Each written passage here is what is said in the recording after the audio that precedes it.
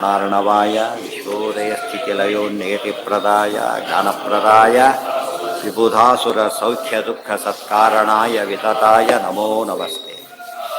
नारायणं सुरगुरुं जगदेकनाथं भक्तप्रियं सकललोकनमस्कृतं च त्रैगुण्यवर्जितमजं विभुमाद्यमीशं वन्दे भवघ्नममरासुर सिद्धवन्द्यम्। नारायणं नमस्कृत्य नरं चैव नरोत्तमं देवीं सरस्वतीं व्यासं ततो जयमुदीरये। ओं विश्वं विष्णुर्भट्कारो भूतभव्यप्रभुः भूतभृद्भावो भूतात्मा भूतभावನಃ।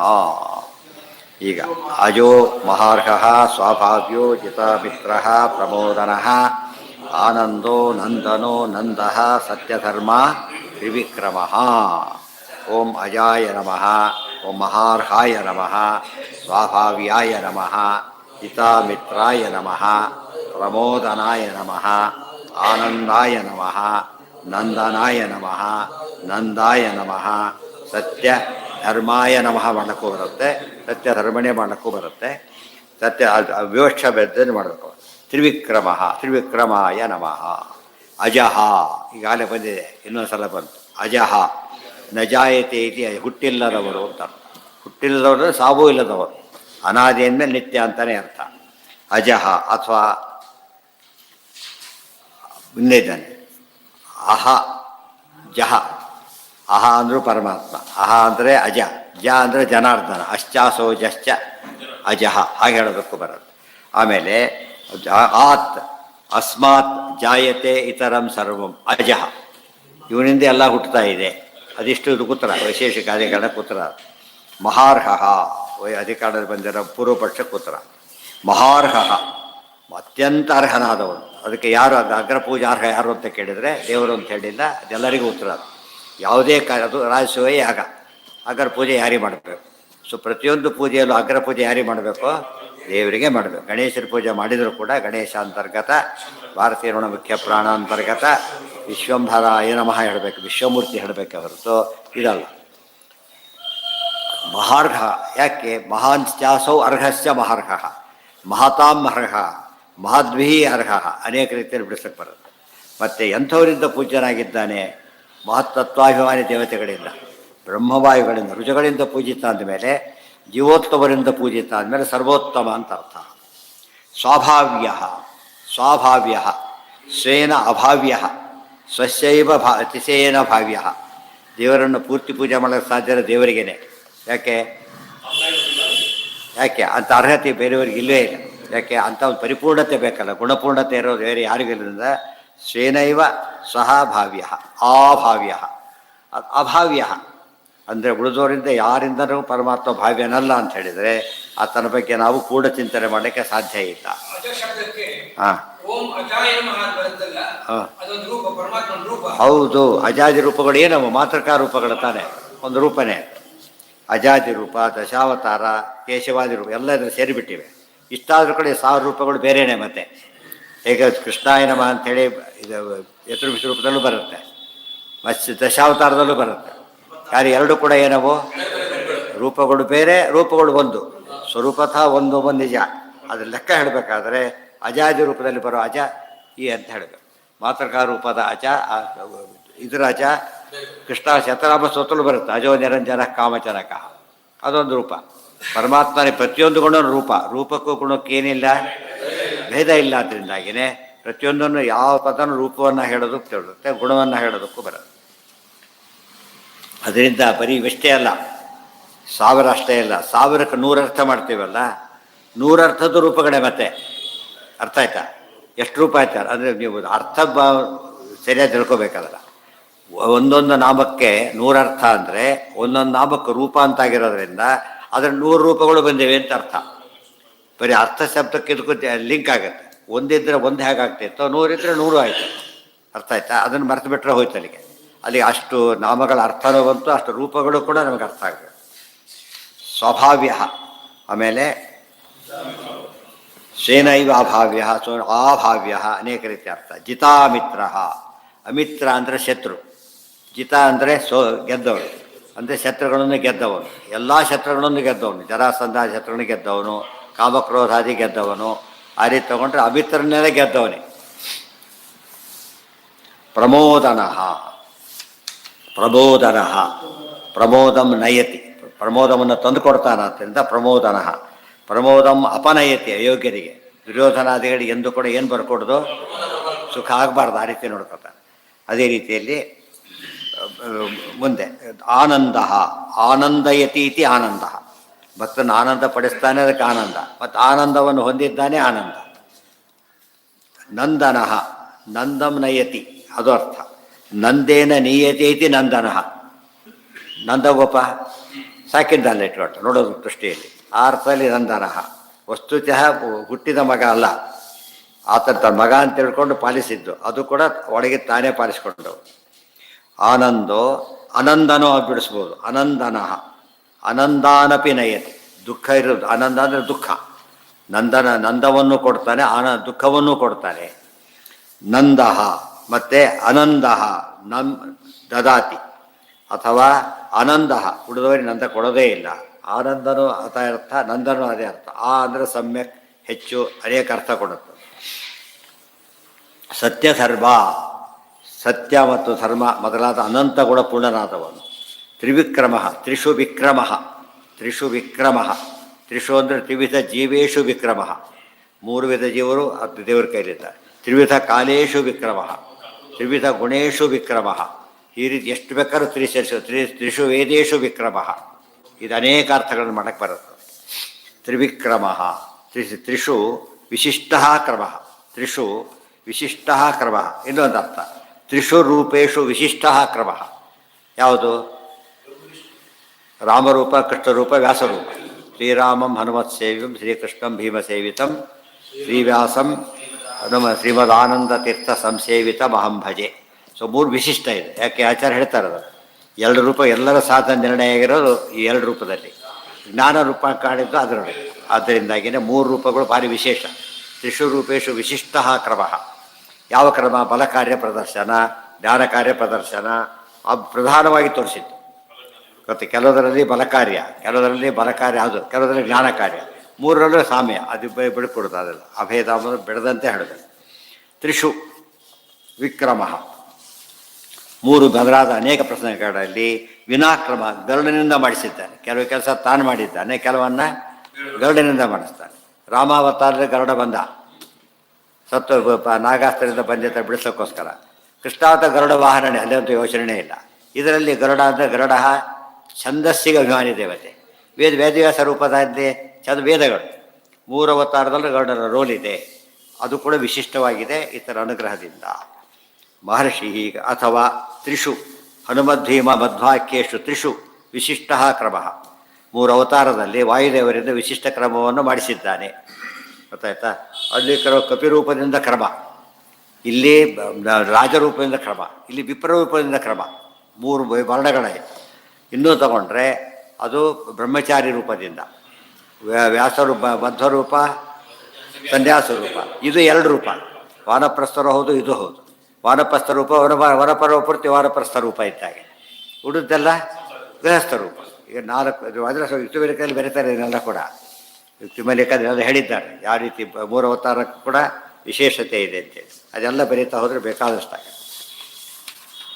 ಆಯ್ತರಿಗೆ. ನೆಕ್ಸ್ಟ್ ಮಹರ್ಷಿ ಕಪಿಲಾಚಾರ್ಯ ಕೃತಜ್ಞೋ ಮೇದಿನೀಪತಿ ತ್ರಿಪದ ತ್ರಿದಶಾಧ್ಯಕ್ಷೋ ಮಹಾಶೃಂಗ ಕೃತಾಂತಕೃತ್. ಓಂ ಮಹರ್ಷಯೇ ನಮಃ, ಕಪಿಲಾಚಾರ್ಯಾಯ ನಮಃ, ಓಂ ಕೃತಜ್ಞಾಯ ನಮಃ, ಓಂ ಮೇದಿನೀಪತಯೇ ನಮಃ, ಓಂ ತ್ರಿಪದಾಯ ನಮಃ, ಓಂ ತ್ರಿದಶಾಧ್ಯಕ್ಷಾಯ ನಮಃ, ಮಹಾಶೃಂಗಾಯ ನಮಃ, ಓಂ ಕೃತಾಂತಕೃತೇ ನಮಃ, ಕೃತಾಂತಕೃತೇ ನಮಃ. ಮಹರ್ಷಿ, ಪರಮಾತ್ಮ ಮಹರ್ಷಿಯಾಗಿದ್ದಾನೆ. ಋಷಿ ಅಂದ್ರೇನು? ದರ್ಶನ ಮಾಡೋದು ವೇದಗಳನ್ನು. ಮಹಾತ್ಮನ ಮಹತಃ ಸಕಾಶ, ಸೊ ಮಹಾತ್ಮನಾಂ ಸಕಾಶಾದಪಿ ಋಷಿ. ರುಚಿಗಳು ಎಲ್ಲ ನೋಡ್ತಾರೆ, ಆದರೆ ಅದಕ್ಕಿಂತ ಭಾರಿ ಮೇಲಿದ್ದಾರೆ. ಅದರಿಂದಾಗಿಯೇ ಮಹರ್ಷಿ. ಮಹಾಂಚಾಸೋ ಋಷಿಶ್ಚ, ಹಾಗೂ ಮಾಡಬಹುದು. ಕಪಿಲಾಚಾರ್ಯ ಅಥವಾ ಮಹಾಂತಹ ಋಷಯ ಅಸ್ಮಾತ್, ಇದು ಕೂಡ ಮಹರ್ಷಿ ಇದೆ. ಕಪಿಲಾಚಾರ್ಯ ಒಂದೇ ಪದನೂ ಮಾಡ್ಕೊತಾರೆ. ಮಹರ್ಷಿ ಕಪಿಲಾಚಾರ್ಯಾಯ ನಮ, ಅದನ್ನು ಮಾಡ್ಬೋದು. ಕಪಿಲಾಚಾರ್ಯಾಯ ನಮ, ಕಪಿಲನಾಗಿ ಸಂಖ್ಯಾಚಾರ್ಯನಾಗಿದ್ದಾನೆ. ಆಮೇಲೆ ಕೃತಜ್ಞ, ಕೃತವನ್ನೆಲ್ಲ ತಿಳಿತಾನೆ. ಏನೇನು ಮಾಡ್ತೀವಿ ಅದೆಲ್ಲ ತಿಳಿತಾನೆ. ಈ ಅರ್ಥ ಮಾಡಬಾರ್ದು. ನಿತ್ಯ ಪೂಜೆ ಮಾಡಿದ್ರೆ ದೇವರು ಕೃತಜ್ಞರಾಗಿದ್ದಾರೆ, ಯಾರು ಅರ್ಥ ಮಾಡಬಾರ್ದು. ನಾವು ಕೃತಜ್ಞರಲ್ಲ. ಕೃತಜ್ಞ, ನಾವು ಮಾಡಿದ್ದೆಲ್ಲ ಗೊತ್ತಾಗುತ್ತೆ. ನೆನಪಿರ್ಬೇಕು, ದೇವರಿಗೆ ನಾವು ಮಾಡಿದ್ದೆಲ್ಲ ಗೊತ್ತಾಗುತ್ತೆ. ಆದ್ದರಿಂದ ನಾವು ತಪ್ಪಿಸೋಕ್ಕೆ ಬರೋದಿಲ್ಲ. ಯಾವುದೋ ಒಂದೊಂದು ಗೊತ್ತಾಗ್ಬೋದು ಅಷ್ಟೇ, ಎಲ್ರಿಗೂ ಎಲ್ಲ ಗೊತ್ತಾಗಲ್ಲ. BBMP ಕೆಲವು ಗೊತ್ತಾಗುತ್ತೆ, ಗೌರ್ಮೆಂಟಿಗೆ ಕೆಲವು ಗೊತ್ತಾಗುತ್ತೆ, ಕೆಲವು ಟ್ಯಾಕ್ಸರಿಗೆ ಗೊತ್ತಾಗುತ್ತೆ, ಕೆಲವು ಬಡ್ಡು ಬಡಕ್ಕೆ ಗೊತ್ತಾಗುತ್ತೆ, ಕೆಲವು ತಾನು ಗೊತ್ತಾಗುತ್ತೆ. ಆದರೆ ದೇವರು ಎಲ್ಲದರಲ್ಲೂ ತಿಳಿದಿದ್ದಾರೆ. ಅದರಿಂದಾಗಿಯೇ ಅದು ನೀವು BBMPಗೆ ಹೋಗ್ಬಿಟ್ಟು ಲೈಟ್ ಬಿಲ್ ಕೇಳಿ ಎಷ್ಟಾಗಿದೆ ಅಂತ ಕೇಳಿದರೆ ಅದನ್ನು ಹೇಳೋದಿಲ್ಲ ಅವ್ರು, ಯಾಕೆ ನಮ್ಮ ಡಿಪಾರ್ಟ್ಮೆಂಟ್ ಅಲ್ಲ ಅಂತ ಹೇಳ್ಬಿಡ್ತಾರೆ. ದೇವರಿಗೆ ಹಾಗಲ್ಲ, ಎಲ್ಲವನ್ನೂ ತಿಳಿತಾನೆ. ಅಷ್ಟೇ ಅಲ್ಲ, ಕೃತಮ್ ಜ್ಞಾಪಯತೀಚ, ಈ ಮಾಡಿದ್ದು ಗೊತ್ತಾ ನಿನಗೆ? ದುರ್ಯೋಧನ ಸಾಹೇಬಕಾರ ಹೇಳ್ತಾರೆ, ನೋಡು ಅವತ್ತು ಹೇಳಿದ್ದೆ ನೆನಪಿದೆ ನಿನಗೆ, ಕೊಡದೆ ಏನಾಗುತ್ತೆ ಅಂತ ಹೇಳಿದ್ದು ನಾನು ನೋಡಿ ಅನುಭವಿಸ್ತಾ ಇದ್ದೆ ನೋಡು. ಅದಕ್ಕೆ ಕೃತಮ್ ಜ್ಞಾಪಯತಿ. ಅಷ್ಟೇ ಅಲ್ಲ, ನಮಗೆಲ್ಲ ನಾವೇ ಯೋಚನೆ ಮಾಡಿದಾಗ ಜ್ಞಾಪಿಸ್ತಾರೆ, ಹೀಗೆ ಮಾಡಿದ್ದಕ್ಕೆ ಹೀಗಾಯಿತು, ಅದು ಒಪ್ಕೋಬೇಕಾಗ. ಶುಭಾಂಧ್ಯಾಯಂತಿ ಕಾಮಾನ್ ಗುರುದೇವ ಪ್ರಸಾದಜ ನಿತರಾನ್ ಆತ್ಮ ಪಾಪೋತ್ಥಾನ್ ತೇಷಾಂ ವಿದ್ಯಾ ಭವಿಷ್ಯತಿ. ಹೌದು, ಈ ಮಾಡಿದ್ದಕ್ಕೆ ಹೀಗಾಯಿತು, ಆದ್ದರಿಂದ ದೇವರು ಶಿಕ್ಷೆ ಕೊಟ್ಟ, ಅಕ್ಸೆಪ್ಟ್ ಮಾಡ್ತೀನಿ, ಆ ರೀತಿ ಹೇಳಬೇಕು. ಹೊರತು ಏನು ಮಾಡಬಾರ್ದು. ಈ ಅಪರಾಧಿ ಸಾಮಾನ್ಯವಾಗಿ ಅವ್ನ ಕೇಸ್ ಅನೌನ್ಸ್ ಮಾಡಬೇಕಾದ್ರೆ ಜಡ್ಜ್ಮೆಂಟ್ ನಾವರೆಲ್ಲ ಪ್ರೆಸೆಂಟ್ ಇರಬೇಕು, ಅವರೆಲ್ಲ ಕೂಡ ಅವ್ರ ಎದುರಿಗೆ ಅನೌನ್ಸ್ ಮಾಡ್ತಾರೆ. ಅದು ಇಲ್ಲ ಅಂತ ನಿಶ್ಚಯ ಆದರೆ ಆ ವಿಷಯ ಬೇರೆ, ಇಲ್ದವ್ರು ಎದುರಿಗೆ ಇರಬೇಕು. ಅವರು ಹ್ಯಾಂಗ್ ಮಾಡ್ಬೇಕಾದ್ರೆ ಎಚ್ಚರ ಇದ್ದಾಗ ಹ್ಯಾಂಗ್ ಮಾಡ್ತಾರೆ, ಅವನಿಗೆ ಬಿನ್ನು ಕೊಡಿಸಿ ಹ್ಯಾಂಗ್ ಮಾಡೋದಿಲ್ಲ, ಗೊತ್ತಾಯ್ತಾ? ಅನಸ್ತೇಷಿಯಾ ಕೊಟ್ಟು ಹ್ಯಾಂಗ್ ಮಾಡೋದಿಲ್ಲ. ಆಯ್ತು ಎಲ್ಲರೂ ಮಾಡಿಸ್ಕೊಬಿಡ್ತೀವಿ, ಓಡ್ಬಿಡಿ, ಅಷ್ಟೇ ನೋವಾಗೋದಿಲ್ಲ ಅಂತೇಳಿ. ಹಾಗೆಲ್ಲ ಮಾಡೋಕ್ಕೆ ಬರೋದಿಲ್ಲ. ಎಲ್ಲ ಜ್ಞಾಪಿಸಿ ದೇವರು ನಾವು ಶಿಕ್ಷೆ ಕೊಡ್ಬೇಕಾದ್ರೆ ಹ್ಯಾಕೆ ಕೊಡ್ತಾರೆ? ಜ್ಞಾಪಿಸಿ ಕೊಡ್ತಾರೆ ಅಂತ. ಈ ಮಾಡಿದ್ದಕ್ಕೆ ಹೀಗಾಯ್ತು, ಆ ಜ್ಞಾಪಿಸಿ ಕೊಡ್ತಾನೆ. ಆದ್ದರಿಂದ ನಾವು ಅದು ಅಲ್ಲಗಡಿದ್ರೆ ಆತ್ಮವಂಚನೆ ಮಾಡ್ಕೊಂಡಾಗತ್ತೆ, ಮಾಡ್ಕೋಬೇಕು. ಕೃತಜ್ಞ ಮೇದಿನೀಪತಿ, ಮೇದಿನಿಪತಿ, ಮೇದಿನಿ ಭೂಮಿ, ಮೇದಿನಿಪತಿ, ಅಮೇದಿನಿಪತಿ. ಮೇದಿನಿಪತಿಗಳೇ ರಾಜ ಇದ್ದಾನೆ, ಅಲ್ಲದವರಲ್ಲೂ ರಾಜ ಇದ್ದಾನೆ, ಪರಮಾತ್ಮ ಇದ್ದಾನೆ. ಇದು ಅದೊಂದೇ ಆಗಿದ್ರೆ ಏನಾಗ್ತಿತ್ತು, ಇಲ್ಲಿಲ್ಲ ಅಂತ ಆಗಿಬಿಡೋದು, ಎಲ್ಲ ಕಡೆ ಇದ್ದಾರೆ. ತ್ರಿಪದಃ, ತ್ರಿಪದ, 3 ಪದ ಸ್ಥಾನಗಳು. ಪದ ಅಂದರೆ ಸ್ಥಾನ, ಒಂದು ಸ್ಥಾನ ವೈಕುಂಠ, ಇನ್ನು ಶ್ವೇತದ್ವೀಪ, ಅನಂತಾಸನ, 3 ಸ್ವರ್ಗ ಮರ್ತ್ಯ ಎಷ್ಟು ಬೇಕಾದ್ರೆ ತಗೋದು 3 ತ್ರಿಪದ ಅಥವಾ ತ್ರಿಪದ 3 ಪದ ಗಾಯತ್ರಿಯ ಪ್ರತಿಪಾದ್ಯನಾಗಿದ್ದಾನೆ. ಅದು ಸರ್ವೋತ್ತಮತ್ವ ದ್ಯೋತಕ. ಗಾಯತ್ರಿ ಸಕಲ ವೇದಗಳ ಸಾರಭೂತವಾದ ಮಂತ್ರ ಅಂದಮೇಲೆ ಅದರಿಂದ ಪ್ರತಿಪಾದಿತನಾದ ಅಂದರೆ ಏನರ್ಥ? ಸರ್ವೋತ್ತಮ ಅಂತಲೇ ಅರ್ಥ. ಅಧ್ಯಕ್ಷ, ತ್ರಿದಶಾಧ್ಯಕ್ಷ, ದೊಡ್ಡ 20 ಜನ ಕೂತಿರ್ತಾರೆ, ಪ್ರಧಾನ ಶರೀರ ಕೂತ್ರೆ ಅವನು ಬಂದು ಪ್ರಧಾನ ಆತೋದು ಅಂತ. ಉಳಿದಲ್ಲ ಅವ್ರಿಗೆ ನೋಡ್ಕೊಂಡು ಅಲ್ಲೇ ನಮ್ಮ ಜಾಗ ಕೂತ್ಬಿಡಿ, ಕೊಡೋದಿಲ್ಲ ಅವ್ರು. ಯಾತಕ್ಕೆ ಅಂದರೆ ನಮ್ಮ ಜಾಗ ಅಲ್ಲ, ಪರಮಾತ್ಮ ಸ್ಥಾನ ಹಾಗಿದೆ. ತ್ರಿದಶಾಧ್ಯಕ್ಷ, ತ್ರಿದಶರು ಅಂದ್ರೇನು? ತ್ರಿದಶರು ದೇವತೆಗಳು, ಅವರಿಗೆ ಅಧ್ಯಕ್ಷ, ಅಧಿಪತಿ ಅಂತ. ಅಧ್ಯಕ್ಷೋ ಅಧಿಪತಿ ಪ್ರೋಕ್ತ, ಅವರಿಗೆಲ್ಲ ಅಧ್ಯಕ್ಷರಾಗಿದ್ದಾರೆ. ದೇವತೋತ್ತಮ ಅಂತ ಅರ್ಥ. ಮಹಾಶೃಂಗ, ಮಹಾನ್ ಶೃಂಗ. ಇದರೊಳಗೆ ಮತ್ಸ್ಯಾವತಾರದಲ್ಲಿ ಸತ್ಯವ್ರತ ತೋರಿಸ್ತಾರೆ, ನಾನು ಮುಂದೆ ಬರ್ತೇನೆ, ಪ್ರಳಯ ಆಗುತ್ತೆ, ನಾನು ಬರ್ತೇನೆ, ಹೀಗಿರ್ತೇನೆ. ಗುರುತು ಒಂದು ತಲೆ ಮೇಲೆ ಒಂದು ಕೊಂಬಿರುತ್ತೆ, ದೊಡ್ಡ ಗುರುತು. ಅದನ್ನ ತಿಳ್ಕೊಳ್ಳಿ ಅಂತ ತೋರಿಸಿದ್ದೇನೆ ಅಂತ ಹೇಳ್ತಾರೆ. ಮಹಾನ್ ಶೃಂಗ. ಕೃತಾಂತ ಕೃತಾಂತ ಅಂದರೆ ಯಮದೇವರು. ಯಮದೇವರನ್ನು ಕೂಡ ಏನು ಮಾಡ್ತಾನೆ? ಸೃಷ್ಟಿ ಮಾಡ್ತಾನೆ, ನಿಯಮನ ಮಾಡ್ತಾನೆ, ಶುದ್ಧಿಸ್ತಾನೆ, ತಪ್ಪು ಮಾಡಿದಾಗ ತಿದ್ದುತ್ತಾನೆ. ಕೃತಾಂತನ ಶೋಧಿಸಿದ, ಗುರುಪುತ್ರನ ಕೊಟ್ಕೊಂಡು ವಾಪಸ್ ತೊಗೊಂಡುಬಾರ್ದಾಗಿ ಅವ್ರು ಕರ್ಕೊಂಡ್ಬರ್ತಾನೆ. ಆದ್ದರಿಂದ ಕೃತಾಂತನಿಂದ ಮಾಡಿ ಅಥವಾ ಕೃತಾಂತೇನ ಕಾರ ಐತಿ. ನಿಮ್ಮದು ಕೆಲಸ ನೀವು ಮಾಡಬೇಕಿದೆ, ಅವ್ರು ಮಾಡ್ಬೇಕು ಕೆಲಸ ಅವರೇ, ಫೈಲ್ನ ಅವರೇ ಅಟೆಂಡ್ ಮಾಡಬೇಕಲ್ಲ. ಹಾಗೆ ಹೌದು. ಕೃತಾಂತ ಕೃತ್ ಬರಲ್ಲ. ಯಮೋನಿ ಅಂತ ಯಮಧರ್ಮರಾಜ, ಕೃತಾಂತ ಅಂತ ಬರುತ್ತೆ. ಕೃತಾಂತ ಅಂದರೆ ಯಮ.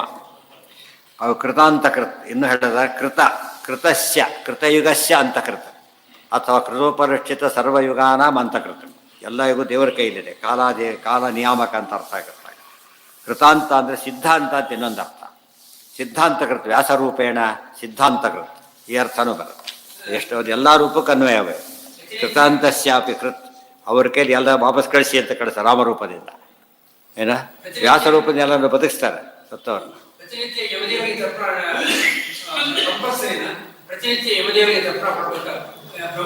ಇಲ್ಲ ಅದು ಬೇರೆ. ಬ್ರಹ್ಮಯಜ್ಞದಲ್ಲಿ ಎಲ್ಲಿ ಬರುತ್ತೆ ತರ್ಪಣ? ಬರೋದಿಲ್ಲ. ಇದು ಸ್ಪೆಷಲ್. ಕೊಟ್ರಿ ತಪ್ಪೇನಿಲ್ಲ, ಅದಕ್ಕೆ ಜಾಸ್ತಿ ಕೊಟ್ಟಿರುತ್ತೆ, ನೀವು ಸೇಳ್ಕೋಬೋದು. ಮಹಾವರಾಹೋ ಗೋವಿಂದ ಸುಷೇಣ ಕನಕಾಂಗದಿ ಗುಹ್ಯೋ ಗಭೀರೋ ಗಹನೋ ಗುಪ್ತ ಚಕ್ರ ಗದಾಧರ. ಮಹಾವರಾಹ. ಓಂ ಮಹಾವರಾಹಾಯ ನಮಃ, ಓಂ ಗೋವಿಂದಾಯ ನಮಃ, ಓಂ ಸುಷೇಣಾಯ ನಮಃ, ಓಂ ಕನಕಾಂಗದಿನೇ ನಮಃ. ಕನಕಾಂಗದಿನೇ ಕನಕ ಗುಣಿ, ಅದು ಗುಣಿ ಶಬ್ದ ಇದ್ದಾಗ. ಗುಣಿನೇ ನಮಃ, ಕನಕಾಂಗದಿನೇ ನಮಃ, ಗುಹ್ಯಾಯ ನಮಃ, ಗಭೀರಾಯ ನಮಃ, ಗಹನಾಯ ನಮಃ, ಮತ್ತೆ ಗುಪ್ತಾಯ ನಮಃ, ಚಕ್ರ ಗದಾಧರಾಯ ನಮಃ. ಮಹಾವರಾಹ, ಮಹಾನ್ ವರಾಹ ಅಂದರೆ ಮಹಾನ್ ಅಂತ ಹೇಳಿದ್ರಿಂದ ಯಾವುದೋ ವರಾಹ ಅಲ್ಲ, ಮಹತ ಪಾತ್ರ ಬ್ರಹ್ಮವಾಯುಗಳಿಗಿಂತ ಮೇಲಿರ್ತಕ್ಕಂಥ ವರಾಹ ಅಂತ ಹೇಳಿದಾಗ ಈ ವರಾಹಗಳೆಲ್ಲ ಅಪ್ರಾಕೃತ ವರಾಹ, ಸರ್ವೋತ್ತಮ ವರಾಹ ಅಂತ ಅರ್ಥ. ಗೋವಿಂದ ಗೋಭಿ ಅಂದರೆ ಶಾಸ್ತ್ರಗಳಿಂದ ಗಮ್ಯ, ಶಾಸ್ತ್ರಯೋನಿತ್ವಾತ್ ಅಂತ ಅರ್ಥ.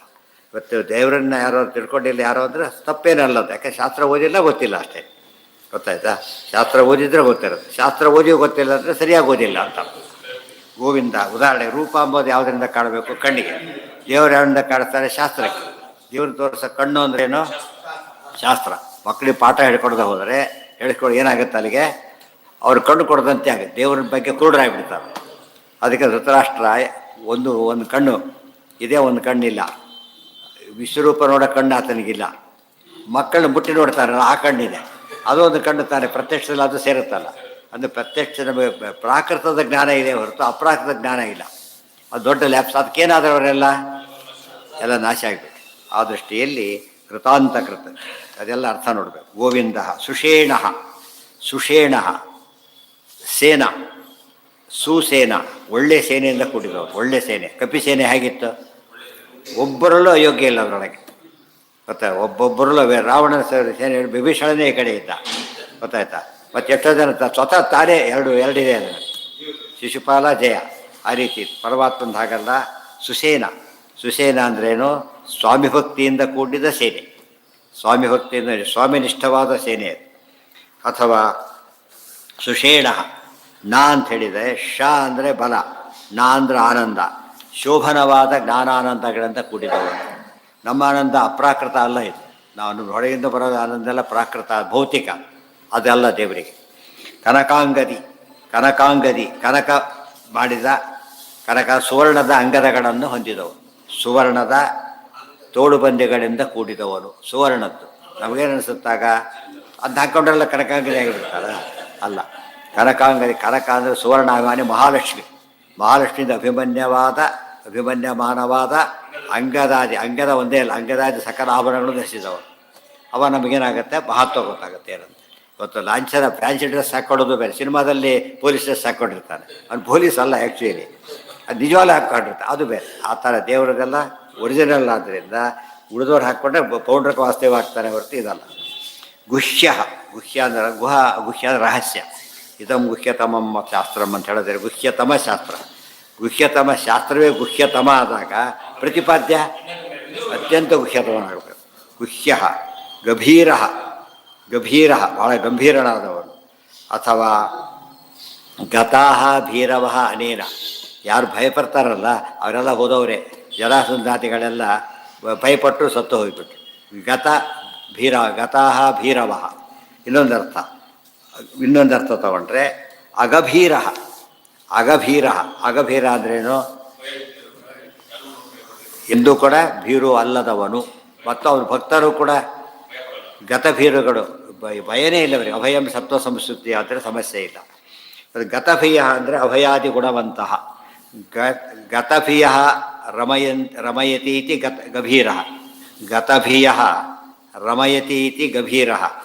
ಅಭಯಾದಿ ದೈವಿ ಸಂಪತ್ತಿನವರಿಗೆ ಮೋಕ್ಷ ಕೊಟ್ಟು ಅವರನ್ನು ಆನಂದಪಡಿಸ್ತಾನೆ. ಗೊತ್ತಾ? ಗತಭಿಯ ಗಭಯ, ಗಭಸ್ತಯ ಅಲ್ಲ, ಗತ ಭಯ ಇಲ್ಲದವರು. ಅಭಯ ಸತ್ವ ಸಂಶುದ್ಧಿ ಅಂಥೇಳಿ ಆ ಗುಣ 26 ಗುಣ ಬಂದಿದೆ. ಅದರ ಹೊಂದಿದವರಿಗೆ ಪರಮಾತ್ಮ ರಕ್ಷಣೆ ಕೊಡ್ತಾನೆ. ಇವತ್ತು ಸಾಮಾನ್ಯ ಡಾಕ್ಟ್ರ್ ಆಗಿದ್ದಾರೆ, ಕೆಲಸ ಯಾರು ಕೊಡಬೇಕು ಅವರಿಗೆ? ಅವ್ರು ಕೊಡಬೇಕು. ಯಾರು ಕೃಷಿಗೆ ಕೊಡ್ಲಿಕ್ಕಾಗುತ್ತಾ? ಸೊ ಆನಂದ ಕೊಡ್ತಕ್ಕಂಥ ವ್ಯಕ್ತಿ ದೈವೀ ಸಂಪತ್ತಿನವರಿಗೆ, ಗೊತ್ತಾಯ್ತಾ, ವಿಶೇಷ ಕೊಡೋ ಪರಮಾತ್ಮನೇ. ಇನ್ನೂ ಅನೇಕ ಅರ್ಥ ಇದೆ. ಗತಭಿಯ ಈರಯತಿ, ಈರಹ ಪ್ರೇರಕ, ಅವರಿಗೆ ಸಾತ್ವಿಕರು ವಿಶೇಷ ಪ್ರೇರೇಪಣೆ ಮಾಡ್ತಾರೆ.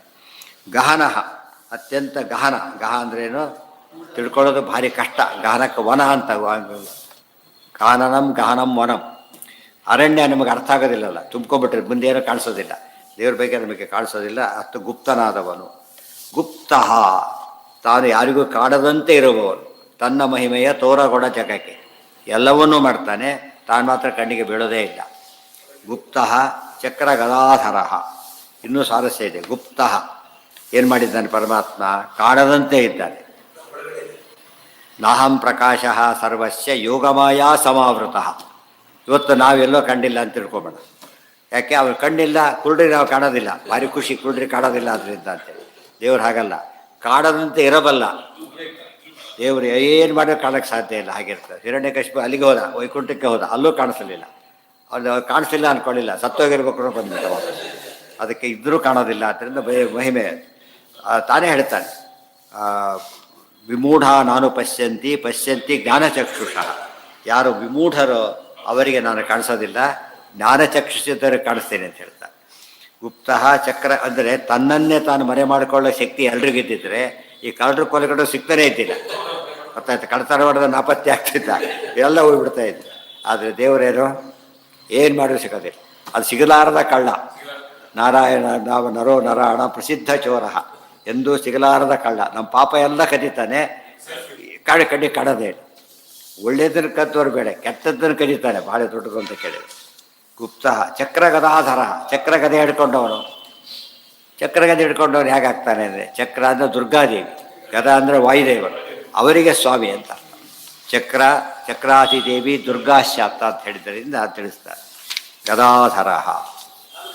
ಅದಾದ ಮೇಲೆ ಕಾಯ್ತಾ ಎಣಿಸ್ತಾ ಇದ್ದೀರಿ? ಅದೇ ಕೌಂಟ್. ಇದು ಯಾಕಾಗಬಾರ್ದು? ಈ ಶ್ಲೋಕ ಮುಗಿಯುತ್ತೆ. ವೇದಾ ಸ್ವಾಂಗೋ ಅಜಿತಃ ಕೃಷ್ಣೋ ದೃಢ ಸಂಕರ್ಷಣೋ ಅಚ್ಯುತಃ.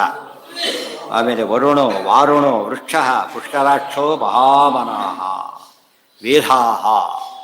ಆಮೇಲೆ ವೇಗ ಓಂ ವೇಧಸೇ ನಮಃ. ವೇದಾಯ ನಮಃ ಹೇಳ್ಬ. ಓಂ ವೇಧಸೇ ನಮಃ, ಸ್ವಾಂಗಾಯ ನಮಃ, ಅಜಿತಾಯ ನಮಃ, ಕೃಷ್ಣಾಯ ನಮಃ, ದೃಢಾಯ ನಮಃ, ಸಂಕರ್ಷಣಾಯ ನಮಃ, ಅಚ್ಯುತಾಯ ನಮಃ, ವರುಣಾಯ ನಮಃ, ವಾರುಣಾಯ ನಮಃ, ವೃಕ್ಷಾಯ ನಮಃ, ಪುಷ್ಕರಾಕ್ಷಾಯ ನಮಃ,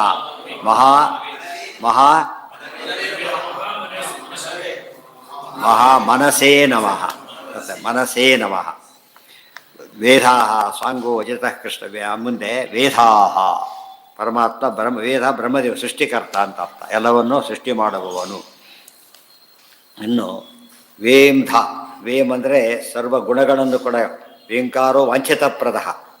ವಾಂಛಿತಪ್ರದ ಅನ್ನೋದು ಎಲ್ಲರನ್ನೂ ಧರಿಸಿರುವವರು. ವಾಂಛಿತಪ್ರದಂತ ಯಾರ್ಯಾರು ಇದ್ದಾರೆ ಅವರಿಗೆಲ್ಲ ಧಾರಕರಾಗಿರ್ತಕ್ಕಂಥ. ಗೊತ್ತಾಯ್ತಾ? ಅಂತ ಅರ್ಥ ಬೇಕಾಷ್ಟು ಮಾಡ್ಬೋದು.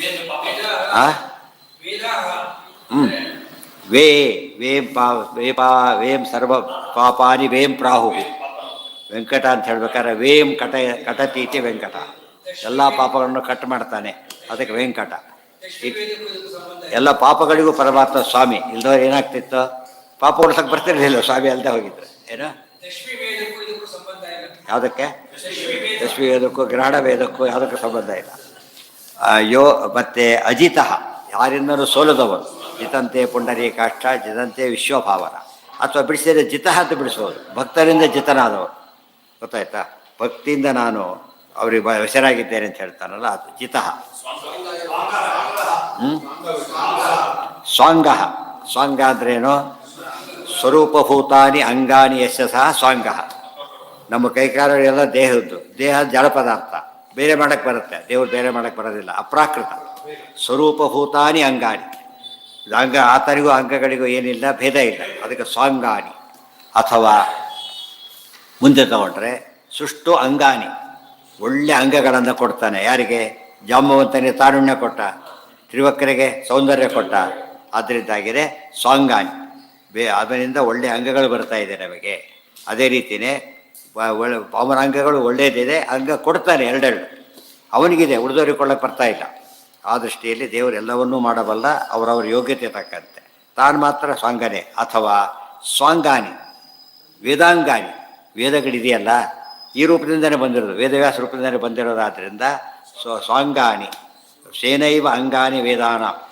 ಮಹಾವ್ಯಾಕರಣ ಬರೆದ ವೇದವ್ಯಾಸದೇವರೇ. ಆದ್ದರಿಂದಾಗಿಯೇ ಸ್ವಾಂಗ. ಅಜಿತ. ಕೃಷ್ಣ. ಕೃಷ್ಣ ಶಬ್ದಕ್ಕೆ ಅರ್ಥ ಕೃಷ್ಣ. ಕೃಷ್ಣ ಅಂದರೆ ಪಾಪಗಳನ್ನು ಕ್ರಶ್ ಮಾಡ್ತಾನೆ. ಕ್ರಶ್ ಮಾಡ್ತಾನೆ. ಆನಂದವನ್ನು ಕೊಡ್ತಾನೆ. ಅಂದರೆ ಅನಿಷ್ಟ ನಿವಾರಣೆ. ಕೃಷ್ಣನ ನೆನೆದರೆ ಕಷ್ಟ ಒಂದಿಷ್ಟಿಲ್ಲ, ಕೃಷ್ಣ ಎನ್ನಬಾರದು. ಕಷ್ಟ ಒಂದಿಷ್ಟಿಲ್ಲ ಕೃಷ್ಣ. ಕೃಷ್ಣ ಅಂದರೆ ಆನಂದ ಕೊಡೋದು. ಬರೀ ಕಷ್ಟ ಬಿಡಿಸ್ತಾರೆ. ಡಾಕ್ಟ್ರು ರೋಗವಾಸಿ ಮಾಡ್ತಾರೆ ಅಷ್ಟೇ, ದುಡ್ಡು ಕೊಟ್ಟು ಕಳಿಸ್ತಾರ? ಅವೇ ಕೊಟ್ಟು ಬರಬೇಕು. ಅಥವಾ ಅನ್ಎಂಪ್ಲಾಯ್ಡ್ ಕೆಲಸ ಕೊಡ್ತಾನ? ಇಲ್ಲ. ಅದು ದೇವರು ಎರಡನ್ನೂ ಮಾಡ್ತಾನೆ. ಆದ್ದರಿಂದ ಅನಿಷ್ಟ ನಿವಾರಣೆ ಮತ್ತು ಇಷ್ಟ ಪ್ರಾಪ್ತಿ ಎರಡನ್ನೂ ಮಾಡ್ತಾನೆ. ದೃಢ ಪರಮಾತ್ಮ ದೃಢ ಅಂದರೆ ದೃಢ ಅಂದರೆ ಕಟ್ಲಕ್ಕೆ ಹೋದ್ರೆ ಏನೂ ಇಲ್ಲ, ಅಷ್ಟೇ ದೃಢನ ಮಾಡ್ತಾನೆ. ಭಕ್ತರನ್ನು ದೃಢ ಸಂಕಲ್ಪ ಮಾಡ್ತಾನೆ. ದೃಢ ಸಂಕಲ್ಪ. ಸಂಕರ್ಷಣ ಸಮ್ಯಕ್ ಕರ್ಷಯಿತು. ಎಲ್ಲನೂ ಪರಮಾತ್ಮ ಎಳೆದು ಹಾಕ್ತಾನೆ. ಇಡೀ ಹಿಡ್ಕೊಂಡಿದ್ದಾನೆ, ಬಿದ್ದೋಗ್ತೈತೆ ಎಲ್ಲ ಕೂಡ. ಸಂಕರ್ಷಣ ಅಚ್ಯುತ. ಅಚ್ಯುತ ಸಂಕರ್ಷಾಣ ನಹ ಅಸ್ಮಾತ್. ಸಂಕರ್ಷರು ಅಂದ್ರೇನು?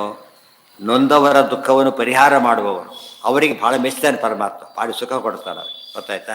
ಇವಾಗ ಸರ್ಕಾರ ಕೂಡ ಯಾರು ಮುಳುಗ್ತಾ ಇದ್ರು ಎತ್ತಿಬಿಟ್ರು ಅಂತ ಹೇಳಿದ್ರೆ ಅವ್ರನ್ನ ಅವಾರ್ಡ್ ಕೊಡ್ತಾರೆ. ಬಾಲಕರಿಗೆಲ್ಲ ಕೊಟ್ಟೆ ಬೇಕಾಷ್ಟು ಬರುತ್ತಂಥದ್ದೆಲ್ಲ. ಅದು ಸಂಕರ್ಷ, ಉಳಿದವರ ಕಷ್ಟವನ್ನು ಬಿಡಿಸ್ಬೇಕು. ಅದೇ ನಾನಾ ಜನಸ್ಯ ಶುಶ್ರೂಷ ಕರ್ಮಾಖ್ಯ ಕರವನ್ವಿತೆ. ಉಳಿದವ್ರಿಗೆ ಕಷ್ಟ ಕೊಡ್ತಾರೆ, ಅದು ಭಾರಿ ತಪ್ಪದು. ಕಷ್ಟ ಬಿಡಿಸ್ಬೇಕು ಉಳಿದವರು. ನಮಗವ್ರ ಸ್ವರೂಪ ಗೊತ್ತಿಲ್ಲ ಆದ್ದರಿಂದ ಯಾರೇ ಕಷ್ಟದಲ್ಲಿದ್ದು ನಮ್ಮಿಂದ ಆದಷ್ಟು ಎಲ್ಲ ಮಾಡಿ ಅಂತ ದೇವ್ರು ಹೇಳೋದಿಲ್ಲ. ಯಾರೋ ಬಿದ್ರಪ್ಪ ಎಬ್ಬಿಸಿ ಕೂಡಿಸೋಷ್ಟಾದ್ರೂ ತೋರಿಸಿರೋ ಸಾಕು. ಅವ್ರ ಮೇಲೆ ತುಳ್ಕೊಂಡು ಹೋಗೋದು, ನೋಡ್ಕೊಂಡು ಹೋಗೋದು ಅವರ ಮಾಡಬಾರ್ದು. ತುಂಬ ಜನ ಅದು ಕೆಟ್ಟ ಪ್ರವೃತ್ತಿ ಇರುತ್ತೆ. ಇನ್ನೂ ಅವ್ನು ಡಾಕ್ಟ್ರ್ ಆಗಿದ್ದಾನೆ, ಇನ್ನೂ ಹೆಚ್ಚು ಮಾಡ್ಬೋದು. ಡಾಕ್ಟ್ರ್ ಅಲ್ಲದೆ ಇದ್ದವನು ಎಬ್ಬಿಸಿ ಕೂಡಿಸ್ಬೋದು ಅಷ್ಟೇ. ಡಾಕ್ಟ್ರ್ ಆದವನು ಹಿಡಿದು ವಾಸನೆ ಮಾಡ್ಬೋದು. ಅದು ಅವ್ರ ಯೋಗ್ಯತೆ ತಕ್ಕಂತೆ. ಆದರೆ ಇಲ್ಲದೆ ಹೋದರೆ ತಪ್ಪಾಗುತ್ತೆ. ನಮ್ಮಿಂದ ಏನೂ ಆಗಲ್ಲ ಅಂತ ತಿಳ್ಕೊಂಡ್ಬಿಟ್ಟಿರ್ತೇವೆ ನಾವು. ಬೇರೆಯವ್ರ ಪ್ರಸಂಗ ಬಂದು ನಮಗೇನೂ ಆಗೋದಿಲ್ಲ. ನಮ್ಮ ಬಗ್ಗೆ ಎಲ್ಲ ಮಾಡ್ಕೋಬೇಕು. ಇನ್ನೊಬ್ರಿಗೆ ಏನೂ ಆಗಬಾರ್ದು, ನಮಗೇನು ಮಾಡ್ಕೋದು ತಪ್ಪದು. ನಮ್ಮಿಂದ ಅದನ್ನು ಉಳಿದೋರಿ ಮಾಡಬೇಕು ಅನ್ನೋದೇ ನಿಜವಾದ ಸಾಧನೆ. ಅದು ನಾವು ಊಟ ಮಾಡಿ ಸಮಾರಾಧನೆ ಅಂತ ಕರೀತಾರಾ? 1000 ಐಟಮ್ ಮಾಡೋ ತಿಂತಾರೆ, ತಿಂದ ಅಂತಾರೆ ಅಷ್ಟೇ. 4 ಜನ ಕರೆದು ಸಮಾರಾಧನೆ ಆಗಿಬಿಡುತ್ತೆ. ಇನ್ನೊಬ್ಬರಿಗೆ ಕೊಟ್ಟರೆ ಸಮಾರಾಧನೆ ಹೊರತು ನಾವು ತಿಂದರೆ ಸಮಾರಾಧನೆ ಅಲ್ಲ. ಅದು ಎಲ್ಲರಿಗೂ ಬರ್ತದೆ, ಪ್ರತಿಯೊಬ್ಬರಿಗೂ. ಯಾರು ಎಷ್ಟು ಗುಣ ಇರುತ್ತೋ ಅಷ್ಟು ಅನ್ವಯ ಮಾಡ್ಬೋದು. ಅಚ್ಯುತ ಎಂದು ಚ್ಯುತಿ ಇಲ್ಲದವನು, ಪದಚ್ಯುತಿ ಇಲ್ಲದವನು ಅಲ್ಲಿಂದ ಶುರುವಾಗತ್ತೆ. ಪದಚ್ಯುತಿ ಇಲ್ಲದವನು, ಗುಣಚ್ಯುತಿ ಇಲ್ಲದವನು, ಗೊತ್ತಾಯ್ತಾ? ದೋಷದ ಪ್ರಚ್ಯುತಿಯಿಂದ ಕೂಡಿದವನು, ಹೀಗೆಲ್ಲ ಅನೇಕ ಅರ್ಥಗಳು. ಅಚ್ಯುತ. ವರುಣ ವರ್ಣಾಂತರಿಯಾಗಿ ವರ್ಣನಾಗಿದ್ದ. ವರಣ ತೃತೀಯೋ ಅತಿಶಯ, ಭಕ್ತರನ್ನು ಪ್ರೀತಿಯಿಂದ ಕೊಟ್ಟು ನಹ ಆನಂದಪಡಿಸ್ತಾನಾದ ವರಣ ಏವ ವರುಣ. ಅದು ಅರ್ಥ ಇಲ್ಲಿ ಹೇಳಿದ ಆಚಾರ್ಯರು ಹೇಳ್ತಾರೆ. ಇಲ್ಲಿ ಛಂದಸಾಂ ಯಾವುದು ಯಾದಸಾಂ ವರುಣ ಅಂತ ಹೇಳಬೇಕಾದ್ರೆ ಅದು ಗೀತಾ ತಾತ್ರಲ್ಲಿ ಅರ್ಥ ಹೇಳ್ತಾರೆ. ಇಷ್ಟೋದಕ್ಕೆ ಅವರೇ ಅರ್ಥ ಮಾಡಿರೋದು. ವಾರುಣ ವಾರುಗಳನ್ನು ನಹ ಆನಂದಪಡಿಸ್ತಾನೆ. ವಾರ ದುಃಖ ವಾರ ಪರಿಹಾರ ಮಾಡ್ತಾರಲ್ಲ ಅಂಥವ್ರನ್ನ ಅದೇ ಅರ್ಥವನ್ನು ಇನ್ನೊಂದು ರೀತಿ ಹೇಳಿ. ವೃಕ್ಷ ಗೊತ್ತಾಯ್ತಾ? ವೃಕ್ಷತಿ ದುಷ್ಟರನ್ನು ಕಟ್ ಮಾಡಿ ಹಾಕ್ತಾನೆ. ಅವರ ದೋಷಗಳನ್ನು ಪರಿಹಾರ ಮಾಡ್ತಾನೆ. ಶಿಷ್ಟರಿಗೆ ಪಾಪ ಪರಿಹಾರ ಮಾಡ್ತಾನೆ. ದುಷ್ಟರನ್ನು ಅವ್ರನ್ನೇ ಕೊಂದು ಹಾಕ್ತಾನೆ. ರೋಗ ನಾಶ ಮಾಡೋದು ಬೇಡ, ರೋಗಿನೇ ನಾಶ ಮಾಡೋದು ಬೇಡ. ರೋಗ ನಾಶ ಮಾಡೋದು ವೈದ್ಯ, ರೋಗಿನೇ ನಾಶ ಮಾಡಿದ್ರೆ ಬಾರ್ಡರಲ್ಲಾಗ್ತಾನೆ. ದೇವರು ದುಷ್ಟರನ್ನು ಹಾಗೆ ಮಾಡ್ತಾನೆ. ಗುಣ ಪುಷ್ಕರಾಕ್ಷ ಕಮಲದಂಥ ಕಣ್ಣುಳ್ಳವನು. ಪುಷ್ಕಲಾಕ್ಷ ರಲಯೋರ ಭೇದ ಅನಂತ ಕಣ್ಣುಗಳನ್ನು ಮತ್ತು ಅಕ್ಷಾದಿ ಇಂದ್ರಿಯಗಳು ಎಲ್ಲ ಹೊಂದಿದವನು. ಮಹಾಮನಾಹ ಮಹಾಮನಾಹ ದೇವರ ಮನಸ್ಸು ಭಾರಿ ದೊಡ್ಡ ಮನಸ್ಸು ಅವ್ರದ್ದು ಅಂತ ಹೇಳೋದಿಲ್ಲ. ಇವರು ಭಾರಿ ದೊಡ್ಡ ಮನಸ್ಸು. ಮಹತಾಂ ಗೊತ್ತಾಯ್ತಾ? ಅಪಿ ಮನಾಂಸಿ, ಎಂಥ ದೊಡ್ಡವ್ರ ಮನಸ್ಸು ಇವರ ಅಧೀನದಲ್ಲಿದೆ. ರುದ್ರದೇವರೇ ಏನು ಮಾಡಿದರು? ಕೇನೋಪನಿಷತ್ತಿನ ಅರ್ಥ ಅದು. ಕೇನೇಷಿತಂ ಪ್ರೇಷಿತಂ ಮನಃ. ಎಂಥವರ ಮನಸ್ಸುಗಳ ಮನಸ್ಸು ದೇವರ ಕೈಲಿದೆ. ಆದ್ದರಿಂದಾಗಿಯೇ ಮಹಾಮನಃ. ಮಹತ್ ಅಮನಃ, ಆತನ ಮನಸ್ಸನ್ನು ಯಾರು ಏನೂ ಮಾಡೋಕ್ಕೆ ಬರೋದಿಲ್ಲ. ಆದ್ದರಿಂದಾಗಿಯೇ ಮಹತ್ವಾದ ಅನೇಕ ಅಮಹತಾಮಪಿ ಮನಾಂಸಿ ಅಸ್ಮಾತ್. ಚಿಕ್ಕವರ ಮನಸ್ಸು ಕೂಡ ದೇವರ ಅಧೀನನೆ, ಭಾಳ ದೊಡ್ಡವ್ರ ಮನಸ್ಸು ಕೂಡ ದೇವರ ಅಧೀನನೆ. ಅದಕ್ಕೆ ಮಹಾಮನಃ. ಅಲ್ಲಿಗೆ ನಾಳೆ ದಿವಸ ಮುಂದಿದ್ದು